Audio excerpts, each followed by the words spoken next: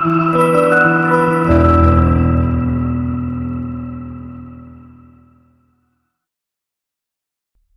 Friends, मैं हूं सत्येंद्र और स्वागत है हमारे इस चैनल के एक और नए वीडियो में। आज के इस वीडियो में मैं इंजेक्शन के डिफरेंट टाइप्स के बारे में बताने वाला हूं। इसके साथ ही साथ मैं इस वीडियो में ये भी बताऊंगा कि इन इंजेक्शन को बॉडी में कहां दिया जाता है। इंजेक्शन का मतलब होता है किसी व्यक्ति के शरीर में सुई के माध्यम से दवा को डालना। सुई को एक हॉलो डिवाइस जिसे सिरिंज कहते हैं उसके द्वारा बॉडी में इंजेक्ट किया जाता है।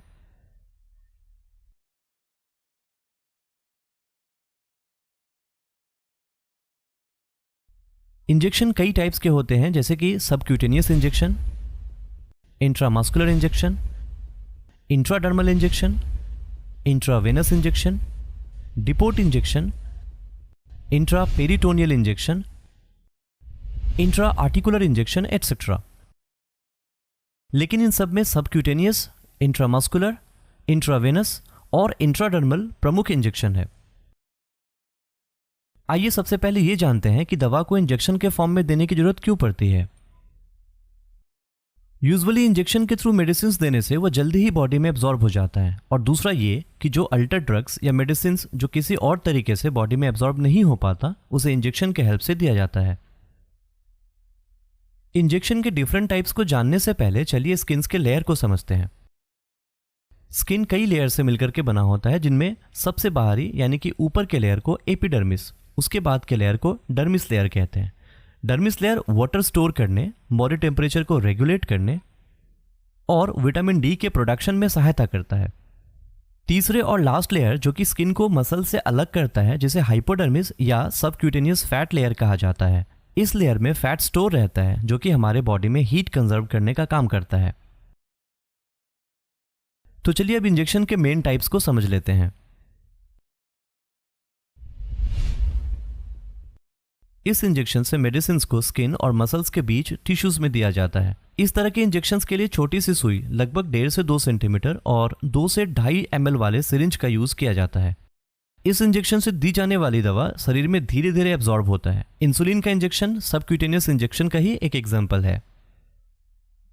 सबक्यूटेनियस इंजेक्शन को बॉडी में आर्म के ऊपरी एरिया में, थाई के बाहरी हिस्से में, पेट में नाभि के एरिया को छोड़कर और इसके अलावा बटक और हिप वाले हिस्से में लगाते हैं। इस तरह के इंजेक्शन को जनरली 45 डिग्री के एंगल पर लगाते हैं।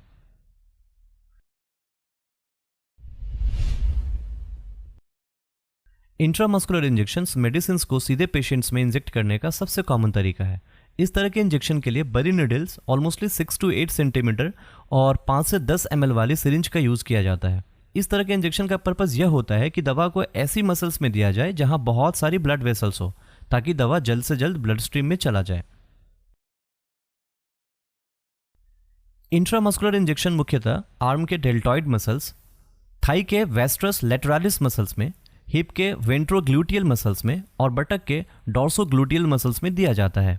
इंट्रामस्कुलर इंजेक्शन में निडल को लगभग 90 डिग्री के एंगल पर स्किन में इंसर्ट किया जाता है। हेपेटाइटिस, इन्फ्लुएंजा और टेटनस वैक्सीन को इंट्रामस्कुलर इंजेक्शंस के थ्रू ही डाला जाता है। इस इंजेक्शन से दवा को स्किन में दूसरी लेयर यानी कि डर्मिस में दिया जाता है। इस तरह का इंजेक्शन लगभग 5 से 15 डिग्री के एंगल पर एक बहुत ही छोटी सुई के द्वारा लगाया जाता है। इंट्राडर्मल इंजेक्शन से दवा का एब्जॉर्प्शन में इंट्रामस्कुलर इंजेक्शन, इंट्रावीनस इंजेक्शन या सबक्यूटेनियस इंजेक्शन से अधिक समय लगता है। इसी कारण से कुछ दवा को इंट्राडर्मली दिया जाता है। इस तरह के इंजेक्शन का यूज आमतौर पर सेंसिटिविटी टेस्ट जैसे कि ट्यूबरकुलिन स्किन टेस्ट या फिर एलर्जी टेस्ट में किया जाता है।